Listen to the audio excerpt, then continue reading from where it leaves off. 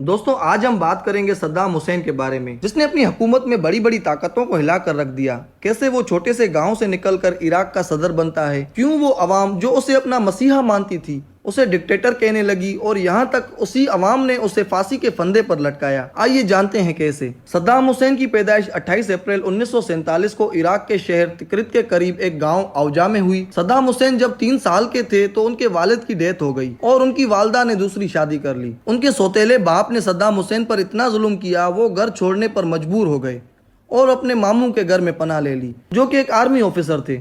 उनके मामू ने उन्हें अच्छी तरबियत देकर एक बहुत ही अच्छा इंसान बनाया। सद्दाम हुसैन को अरब हिस्ट्री की बुक्स पढ़ने का बड़ा शौक था। उनको जो पॉकेट मनी मिलती थी उससे भी वो अरब हिस्ट्री की बुक्स लेते थे। सद्दाम हुसैन में शुरू से ही इनकलाबी खून था।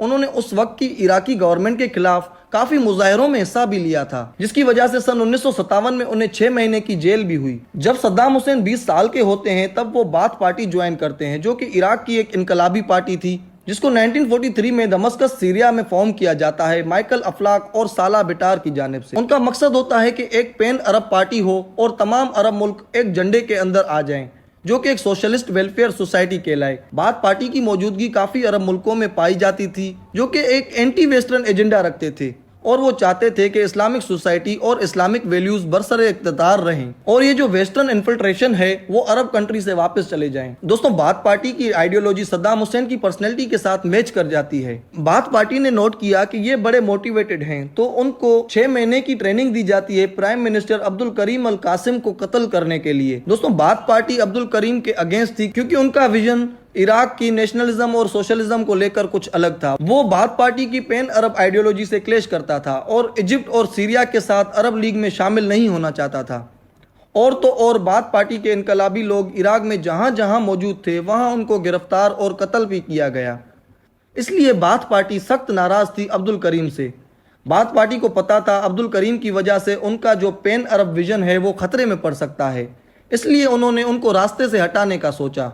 उसके बाद 7 अक्टूबर 1959 को एक रैली गुजर रही थी, जिसमें सद्दाम हुसैन ने अब्दुल करीम अल कासिम पर हमला किया, लेकिन वो बच गए। फिर उनके गार्ड्स की जवाबी फायरिंग ने सद्दाम हुसैन को जख्मी कर लिया, लेकिन वो वहां से भागने में कामयाब हो गए। उसके बाद उन्हें दमस्कस रहने के लिए भेजा गया, जहां बाथ पार्टी का हेडक्वार्टर मौजूद था, और वहां से वो लॉ की डिग्री हासिल करने के लिए इजिप्ट चले गए। इस हमले के 9 साल बाद बाथ पार्टी का सपना पूरा होता है। 20 दिसंबर 1968 को तख्त पलटकर बाथ पार्टी अपनी हुकूमत बनाती है और अहमद हसन अल बकर को इराक का नया प्रेसिडेंट बनाया जाता है। इसके बाद सद्दाम हुसैन अपनी पढ़ाई छोड़कर वापस आ जाते हैं और उनको बाथ पार्टी एक सीनियर सीट दे देती है। अब सद्दाम हुसैन जंगल का बादशाह बन चुका था। उनके हाथ में काफी अथॉरिटीज थी। कोई भी अगर बाथ पार्टी के खिलाफ आवाज उठाता तो वो उसे रास्ते से हटा सकते थे। और आखिरकार वो दिन आ जाता है जब सद्दाम हुसैन टेक ओवर करते हैं। 16 जुलाई 1979 को अपनी ही पार्टी के सदर से इस्तीफा दिलाकर खुद इराक के नए प्रेसिडेंट बन जाते हैं, और यहाँ से शुरू होता है सद्दाम हुसैन का 25 साला डिक्टेटोरियल दौर। दोस्तों सद्दाम हुसैन के शुरुआती 10 साल अच्छे गुजरे, क्योंकि उन्होंने वेलफेयर प्रोग्राम का इफ्तिताह किया,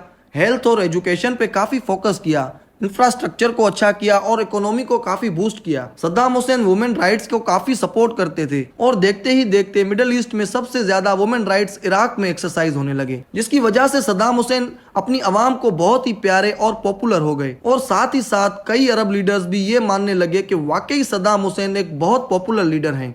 उसके बाद सद्दाम हुसैन ने जो अनोखा काम किया वो ये था कि उन्होंने अपने 24 लीटर खून से 605 पेजेस पर मुश्तमिल एक कुरान शरीफ लिखवाया, जो कि आज भी इराक की मस्जिद में मौजूद है।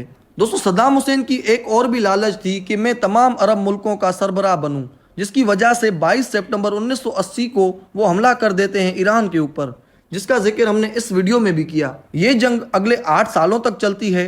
1988 में इसके इख्तिताम के बाद 3 लाख इराकी और 10 लाख ईरानी मारे जाते हैं। इराक की इकोनॉमी जो पहले बूस्ट कर रही थी, इस जंग की वजह से उसे काफ़ी नुकसान झेलना पड़ा। इस जंग में ईरान ने खुद को बहुत अच्छी तरह से डिफेंड किया, लेकिन वो सद्दाम हुसैन को तख्त से उतारने में नाकाम रहे। दूसरी तरफ दुनिया में सद्दाम हुसैन ने यह जाहिर किया उनके पास एक बहुत ही पावरफुल और स्ट्रॉन्ग आर्मी मौजूद है, जिससे दुनिया को एक मैसेज पहुंचा कि सद्दाम हुसैन एक खतरनाक डिक्टेटर है। अभी इराक इस जंग के नुकसान से रिकवर ही नहीं हुआ था कि 2 साल बाद वो अपने एक दोस्त अरब मुल्क कुवैत पर हमला कर देता है, जिससे उसके जो अरब लीडर्स चाहने वाले थे और ये समझते थे कि सद्दाम हुसैन उनका हीरो और एक अच्छा दोस्त है, वो सब उसके खिलाफ हो गए। 2 अगस्त 1990 को इराक कुवैत पर हमला कर देता है और यहाँ से पहली गन वॉर का आगाज होता है। सद्दाम हुसैन की नज़र कुवैत के ऑयल रिजर्व्स पर थी, जिसने कुवैत को एक मालदार मुल्क बना दिया था, और सद्दाम हुसैन का कहना था कि कुवैत की ज़मीन भी पहले इराक का हिस्सा थी, तो उसे इराक के साथ मर्ज हो जाना चाहिए। अब इसकी वजह से ग्लोबली ऑयल के क्राइसिस बढ़ गए और सद्दाम हुसैन के खिलाफ आवाज़ें उठने लगीं। तो पूरी दुनिया ने सद्दाम हुसैन को प्रेशराइज्ड किया कि जल्द से जल्द ये जंग खत्म करे, और यूएन ने भी काफ़ी फोर्स किया, लेकिन उनकी कोशिशें नाकाम गई। फिर इसके बाद बना एक इंटरनेशनल कोalition। अमेरिका ने 1991 में एक डिजर्ट स्टॉर्म ऑपरेशन किया और कुवैत को इराक से आज़ाद कराया। इस जंग के बाद इराक पे सख्त सैंक्शंस लगाई गई यूएस की जानिब से। इन सैंक्शंस के बाद सद्दाम हुसैन के अंदर का बाथिस्ट लीडर उभर कर निकल आया।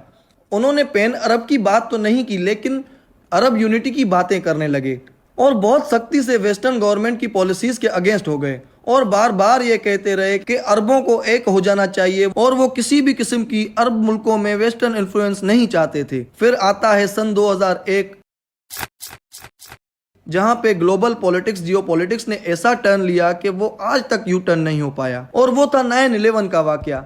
इवन तो इस वाकये में कोई इराकी शामिल नहीं था, लेकिन अमेरिका की नजरें थी अफगानिस्तान के बाद इराक और सद्दाम हुसैन को ओवरथ्रो करने में। उन्होंने डिसाइड कर लिया था कि इन पर वेपन ऑफ मास डिस्ट्रक्शन का इल्जाम लगाएंगे। हालांकि काफी इंडिपेंडेंट एजेंसीज ने जाके इंस्पेक्ट कर लिया था कि इराक पे कोई मास ऑफ डिस्ट्रक्शन मौजूद नहीं मिले, लेकिन कॉलिन पावल और डोनाल्ड रम्सफेल्ड ऐसे खून के प्यासे थे, उन्होंने जबरदस्ती जंग की 2003 में, और उसका नाम था ऑपरेशन इराकी फ्रीडम। और फिर आता है दिसंबर 2003 और सद्दाम हुसैन कैप्चर हो जाते हैं तिक्रित के एक घारे में। कहा जाता है सद्दाम हुसैन डबल बॉडी इस्तेमाल करते थे, अपना स्टंट मैन यूज करते थे। बहुत सारे ओकेशंस में वो खुद नहीं बल्कि उनकी बॉडी डबल मौजूद होता था। तो जब वो मिले तो उनकी हालत बहुत ही खराब थी, तो कंफर्म करने के लिए उन्हें हॉस्पिटल ले जाके डीएनए टेस्ट करवाया गया और फिर पता चला कि ये असली सद्दाम हुसैन है। अब बात करते हैं कि ये सद्दाम हुसैन तक पहुंचे कैसे। दोस्तों, कुछ इन्फॉर्मेशन के मुताबिक सद्दाम हुसैन एक मछली की वजह से पकड़े गए। अब मछली की वजह से कैसे पकड़े गए? मछली ने लोकेशन शेयर नहीं की।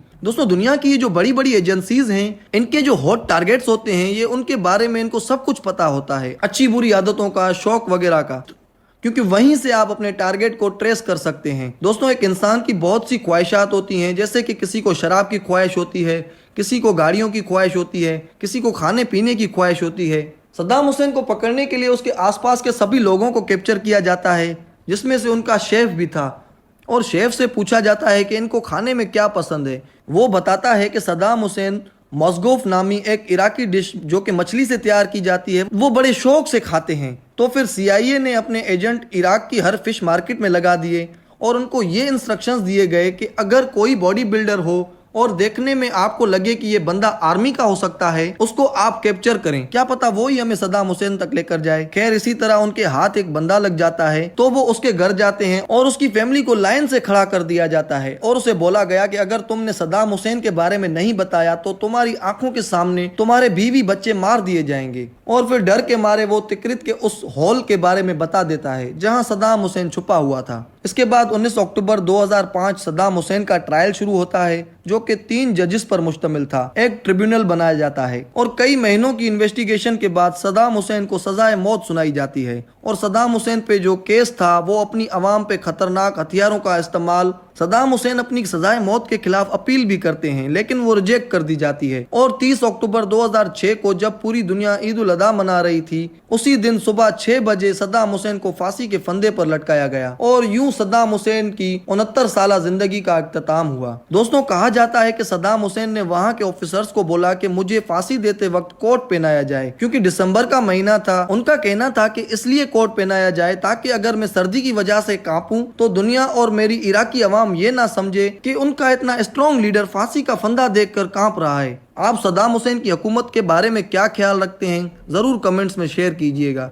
तो दोस्तों, ये थी हमारी वीडियो। अगर आपको हमारी वीडियो पसंद आती है तो वीडियो को लाइक शेयर जरूर कीजिएगा और हमारे चैनल को